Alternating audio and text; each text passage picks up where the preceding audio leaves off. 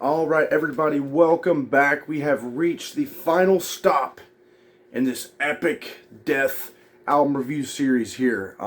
It's been a hell of a journey seeing the evolution of these guys, and just this, like I said before, this was the heaviest stuff we've delved into so far. Before that it was probably Slayer, I'd say, but I like to kind of shake it up a little bit. So I'm like, let's do some death metal stuff, and none other than one of my favorite death metal bands of all time, and the band that really got me into death metal, Death. So it's been a hell of a journey, and which has led us finally to hear 1998's The Sound of Perseverance. Man, just an epic feel of an album. The production. I said the best production was probably on Symbolic. This one up here, production-wise, is definitely like just, they're head-to-head here. Top tier stuff. I'm trying to remember the lineup exactly on here. Obviously Chuck's in here. You get that pretty frequently shifting lineup. Lord, let me see here. I'm trying to find. There's a picture of the guys right there, of course. And I'm not really. Here we go.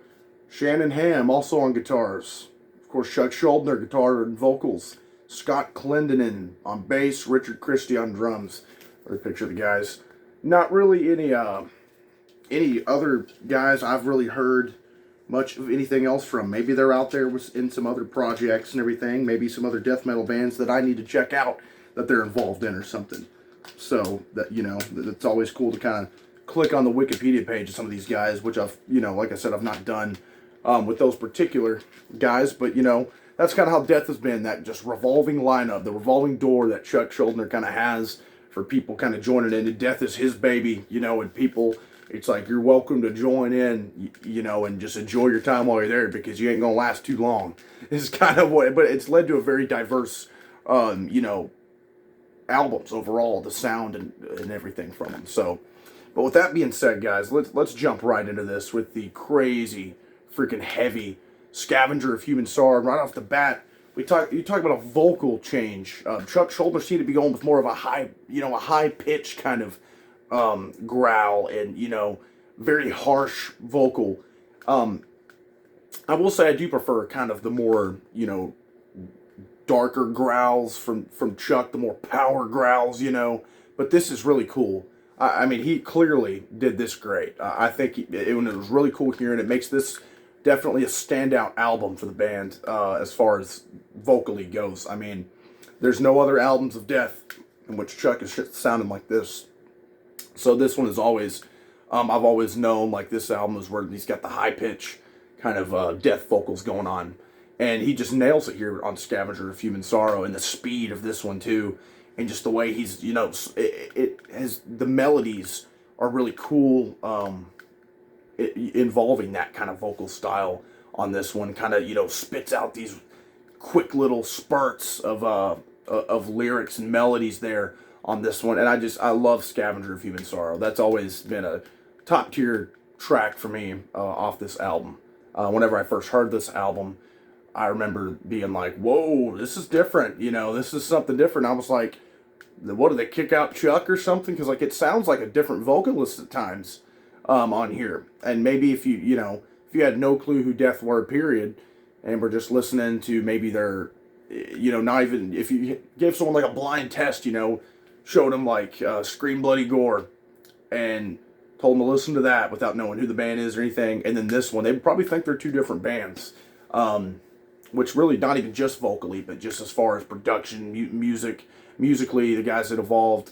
But yeah, that's just really how different Chuck's voice is on this one. But yeah, Scavenger of Human Sorrow, incredible. And track number 2 might very well be my favorite off here. Bite the Pain. Damn, what a kick in the ass of a track. The bass work on here, in this track, you get these little bass breakdowns sprinkled in here. Incredible track. I love it. I love the lyrics with this one, looking not back but forward, instead I bite the pain, or just super cool stuff. Really powerful stuff in the way it's kind of that higher pitched vocal. It's like sharp, which is a really sharp like dagger that just kind of striking right through you when Chuck's singing this way. And I just such an incredible song. One of my favorite Death songs of all time, easily, and quite possibly my favorite off this album. Love Bite the Pain. Then we go with, my God, I mean, here we go again, Spirit Crusher, as the third track. Spirit Crusher is, wow. The blood-curdling, scream in the chorus with those heavy, monstrous riffs, the na, Spirit Crusher, he just absolutely, and it just goes on. What a badass moment, man. I mean, that gives me the goosebumps every time I hear that. Just it's so aggressive and just evil sounding, I just love how that sounds when he's doing that. Such a cool freaking song. One of my favorites off here for sure. Then we go going along with Story to Tell, which has one of my favorite riffs. Just that opening riff, such a driving riff right off the bat. It's like I said, one of my favorite riffs on this whole album, and it's just such a cool one. It kind of has a little bit of a slower chorus, or maybe pre-chorus. Some of the stuff's kind of, you may think would be a pre-chorus, may even be considered the chorus, and vice versa, because this is some very technical stuff on this album. The most proggy these guys ever got. I mean, there's some epic length songs on here, like this fifth track coming up, Flesh and the Power It Holds. My God, man, that's a pretty lengthy track, running around 8 minutes, and it's one of the best damn ones off here. I've said it for at least past 4, but man, it's true. Love the Flesh and the Power It Holds. It goes through all these changes and stuff, these breakdowns. The drumming is nuts with the time changes. Again, the bass work is loud and proud up in the production on this thing, and you can really just hear, on top of these 2 guitars, both Chuck and that other guy, shredding it, riffing it, tearing it up. I mean, just such a fantastic song, and I love how he just, behold the flesh and the power it holds. I mean, damn, what a great song. Love it. I love the epic nature of it, and it just is like a journey it's sending you through. Then we go with one of their few, instrumentals in their discography. They have, I'm trying to think, I think there was one on Human. But this one is probably, of the few, my favorite one, Voice of the Soul. Really kind of a pretty tune that does have some electric guitars and stuff sprinkled in at the end that help add to that acoustic kind of haunting vibe they're going for. And, just got kind of these, kind of a slower tune. And weirdly enough, that's like their number one song on freaking Spotify. I'm sitting here thinking, like, what? Is that where they're like, oh yeah, Death, that band that does that really cool instrumental soft track, I mean, that kind of just shocks me. I mean, hey, it's a really cool instrumental, but that just kind of shocked me to see that. But definitely the best of their instrumentals in their discography. Then we go with To Forgive Is to Suffer. Another solid track. I'd probably say my least favorite off here. Well, it's between Voice of the Soul and this one. Probably To Forgive Is to Suffer is probably my least favorite. It's a solid tune. You get the awesome riff, the badass solos, the really just gnarly vocals from Chuck. So not anything bad about it. Just of these great ones, that's probably kind of ranking a little bit lower for me.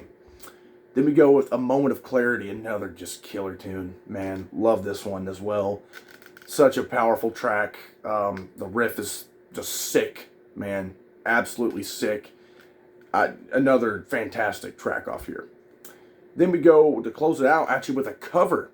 The only cover on any of their albums of Judas Priest's Painkiller. And my God, they do it justice.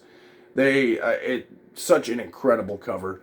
I mean, obviously, I'm going to prefer, the original Priest version. But, hey, man, I can come to this version of Painkiller. And the way Chuck sings it with that higher pitch kind of death vocals fits it very well. And because I feel like if he would have went with a darker, deeper growls like on the previous albums for covering Painkiller, it may have, it wouldn't have sounded as good and have done the song as, did the song justice as much as it does here. And maybe that's kind of, what happened was they were covering Painkiller, and Chuck was doing that higher pitch thing and decided to do it in the whole album. I don't know. But all I know is it fits very well on Painkiller, and the guys just tear it up. I mean, Painkiller sounds natural as a death metal song. I mean, the speed of that track, the original Painkiller, which y'all know I love Judas Priest. I've ranked all their stuff on here and everything. Love Painkiller. But I think they really do this thing justice and makes for a hell of an album closer. You know, kind of a surprise, like, hey, we actually got a cover here for you. So, but yeah, guys, what an incredible journey through this discography we've done here. It's going to be super exciting because, of course, we're going to be ranking these things soon. God, it's going to kill me doing it, but I'm going to do it. We're going to get it done, and it's only, 7 or 8 albums, and so it's not that many. So, but they're all so freaking great. So it's going to be hard to kind of stack them up in a particular order, but that's what we're here for. It makes it fun, you know, and fun to kind of see where you guys are going to rank yours. I'm really excited to see some other opinions out there on this. I want to hear what you guys think about this album, you know, with Chuck's, you know, higher pitched vocals and everything on here, and the production and just kind of the different feel of this thing, the technical, more progressive side of this album, more so than any of the other ones, I'd say. And also, you know, the new Hellraiser came out, so we are going to be up, just like I'm going to be re-ranking the Ozzy Osbourne albums, or not updated ranking video for those because of the newly released Patient Number 9. I'm going to be doing the same thing for the Hellraiser franchise, doing an updated ranking of those as soon as I get the new one watched. I'm pretty excited. You know, I was kind of worried and everything. I've not watched it yet. I'm going to be doing it here soon in the next couple of days or so.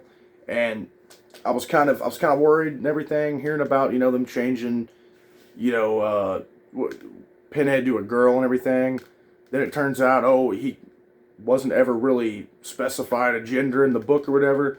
And I was still like, but, you know, the Pinhead we all know is a dude. But then I see the trailers and it's looking pretty cool. So I'm kind of excited for that. So stay tuned for that as well. Also, tonight was a wrestling pay-per-view, Extreme Rules. Check out that review. That'll be popping up probably on Monday. So we got a lot of awesome stuff coming up. But like I said, guys, thanks for tuning in for this awesome Death album review series. Stay tuned. We've got the ranking of the Death albums coming up.